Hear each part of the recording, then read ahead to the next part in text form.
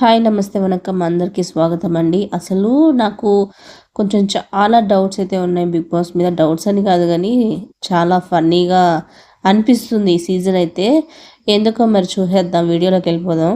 మణికంఠను గెలకాలని గెలుగుతున్నారో లేదంటే అతనే కావాలని గెలిగించుకుంటున్నాడో తెలియదు కానీ, లేదంటే ఎవరు గెలికినా కూడా మణికంఠనే టార్గెట్ అవుతున్నాడో ఈ మాయదారి బిగ్ బాస్ ఏంటో కానీ, సెంటర్ ఆఫ్ అట్రాక్షన్ మాత్రం మణికంఠనే అవుతున్నాడు. ఈ కన్నడ బ్యాచ్కి కరెక్ట్ మొగుని నేనే అన్నట్టు ఈడ్చిపడేస్తున్నాడు.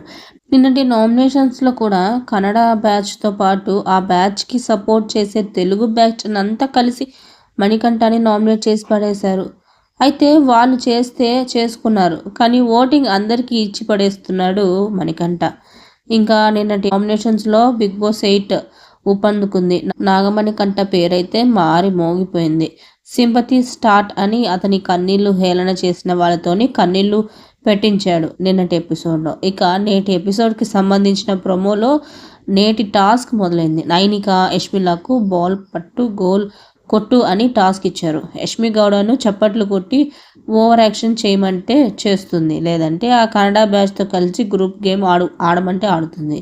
కానీ సింగిల్ గేమ్ ఆడమంటే మాత్రం చేతులు ఎత్తేస్తుంది. ఇంకా నేటి ఎపిసోడ్లో అంటే టాస్క్లో కూడా అదే అయింది. లైవ్ ఎపిసోడ్లో అయితే ఆల్రెడీ ఈ టాస్క్ అయిపోవడం, అందులోనూ నైనిక గెలవడం కూడా జరిగిపోయింది. ఇంకా కన్నడ బ్యాచ్ అయితే మళ్ళీ గ్రూప్ గేమ్ స్టార్ట్ చేసేసారు.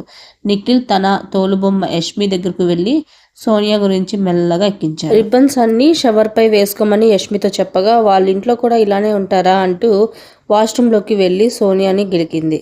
జనరల్గా చెప్తున్నా కంప్లైంట్ వస్తుంది అని శుతి మెత్తగా చెప్పే ప్రయత్నం చేసింది యష్మి. అయితే సోనియా మాత్రం శుతితో కొట్టినట్టు ఆన్సర్ వచ్చింది. ఇంకా జనరల్గా చెప్పేది అయితే అందరినీ కూర్చోబెట్టి అని కౌంటర్ ఇచ్చింది. ఇంకా మణికంఠ అయితే గెలికించుకునే మైక్రో మేనేజ్మెంట్ అయితే చేస్తున్నట్టుగా కనిపించింది అని యష్మితో అనడంతో ఆమె రివర్స్ అయిపోయింది. నేను ఇలాగే మాట్లాడతా, నో వాయిస్ ఇంతే అని అనింది యష్మి. మనిషికి కాస్త విలువ ఇచ్చి మాట్లాడు అని అన్నాడు మణికంఠ. ఇక నైనిక గురించి అదిరిపోయే మాటలు చెప్పాడు ఆదిత్య ఓం. టాస్క్ వచ్చినప్పుడు ఆమె చిరుతల విజృంభిస్తుంది. దాన్ని గమనించిన ఆదిత్య ఓం ఆమెకు ఉన్న ఫోకస్ ఎవరికీ లేదు అన్నాడు. ఆ మాటతో సీత చిరక్కిపోయింది. టాస్క్లు ఆడితే గ్రేట్ కాదు అని అనేసింది. ఇక నిఖిల్కి ఏం గుర్తొచ్చిందో ఏమో కానీ ఏడుస్తున్నాడు. ఇక మణికంఠ అయితే విగ్ తీసేసి యాపిల్ తింటూ ఏదో దీర్ఘంగా ఆలోచిస్తున్నాడు. మొత్తానికి యష్మి గౌడ సీజన్ 7 చూసి తన కన్నడ బ్యాచ్ శోభా సెట్ చూసి ఇన్స్పైర్ అయిందో ఏమో కానీ ప్రతి దాంట్లో ఊరికే నోరేసుకొని పడిపోవడం, అందరినీ మాటలు అనడంతో తిరిగి ఎవరైనా అంటే తట్టుకోలేకపోవడం, ఇవన్నీ చూస్తుంటే శోభా ట్రైనింగ్తో బిగ్ బాస్ హౌస్లోకి అడుగుపెట్టిందా అనే అనుమానం అయితే మొదలైంది.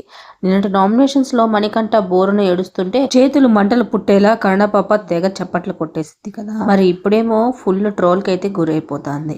సో మరిన్ని వీడియోస్ కోసం నా ఛానల్ లైక్ చేయండి, షేర్ చేయండి, కుర్తే సబ్స్క్రైబ్ చేసుకోవడం మాత్రం అస్సలు మర్చిపోకండి.